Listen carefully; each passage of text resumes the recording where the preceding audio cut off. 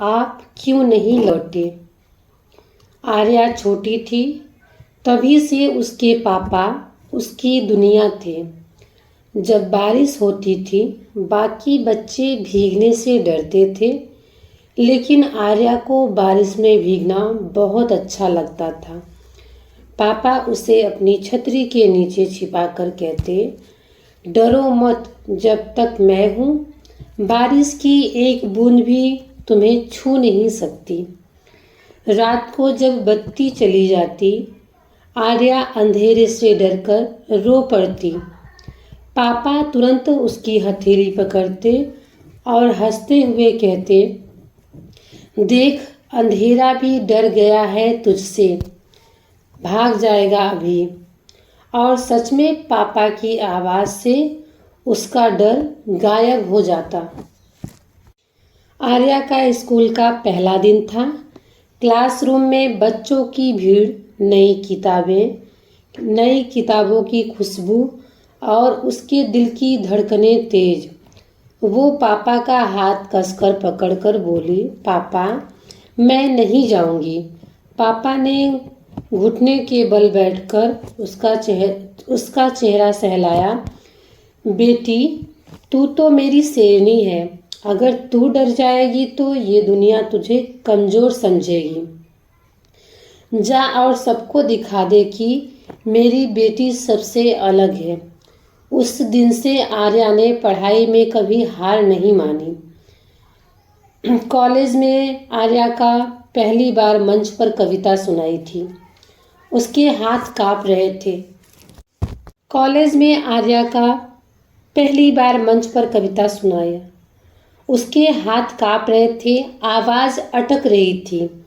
भीड़ में नज़र दौड़ाई तो पापा बैठे थे और मुस्कुराते हुए जैसे कह रहे थे, मैं यही हूँ, डरो मत। बस इतना ही काफ़ी था। आर्या ने पूरी हिम्मत से अपनी कविता सुनाई और तालियां गूंज उठी। उसकी आँखों से आंसू आ गए और मंच से उतरकर उसने पापा को गले लगा लिया। पापा, ये जीत मेरी नहीं, आपकी है। लेकिन एक शाम सब बदल गया। दरवाजे की घंटी बजी, बाहर लोग खड़े थे, चेहरों पर उदासी थी। किसी ने धीरे से कहा, आर्या, तुम्हारे पापा का एक्सीडेंट हो गया। आर्या दौड़ी रोती चिल्लाते हॉस्पिटल पहुंची।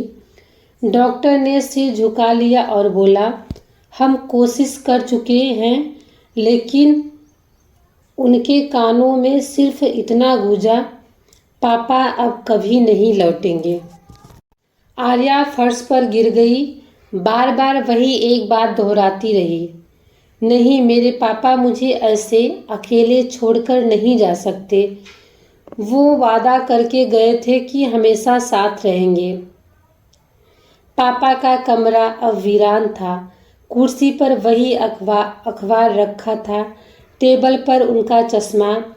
आर्या अक्सर दरवाजे पे खड़ी होकर सोचती, अभी दरवाज़ा खुलेगा, पापा अंदर आएंगे और कहेंगे, बेटी चाय बना दो। लेकिन दरवाज़ा कभी नहीं खुला। रात को तकिए में चेहरा छिपाकर वो रोती और बुदबुदाती, पापा आप क्यों नहीं लौटे? बस एक बार और मुझे डांट दो, बस एक बार और कह दो, मैं तुम्हारी शेरनी हूँ। दिन महीनों में बदल गया, पर दर्द वही रहा। लेकिन धीरे धीरे आर्या ने समझा कि पापा भले ही चले गए हैं, उनकी सीख, उनकी बातें, उनकी हिम्मत, वो सब हर पल मेरे साथ हैं। जब भी वो हार मानने लगती, कानों में पापा की आवाज़ गूंजती, डरो मत, जब तक मैं हूँ, तुम कभी हार नहीं सकती। आर्या मुस्कुराकर आसमान की ओर देखती और फुसफुसाती, पापा, आप लौटकर तो नहीं आए, लेकिन मेरी रगों में, मेरी सांसों में, मेरी जीत में आप हमेशा जिंदा रहेंगे।